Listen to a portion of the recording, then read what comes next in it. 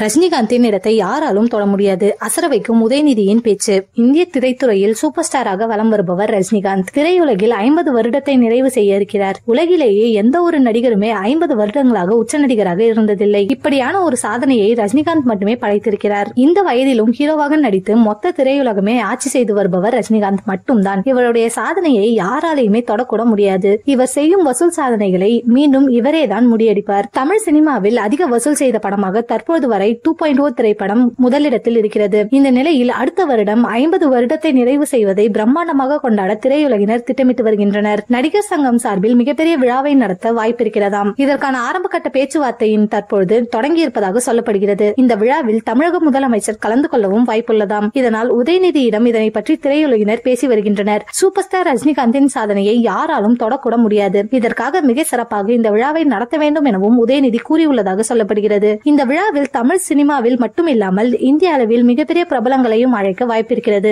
ரஜினிகாந்த் என்ற பெயருக்காக எல்லா பிரபலங்களுமே இந்த விழாவிற்கு வருவார்கள். மேலும் தமிழ் சினிமாவில் அஜித் மற்றும் விஜய் இருவரும் கலந்து கொள்ளவும் அதிக வாய்ப்பிருக்கிறது. இருவருக்குமே சூப்பர் ஸ்டார் ரஜினிகாந்த் மீது அதிக மரியாதை கொண்டவர்கள்.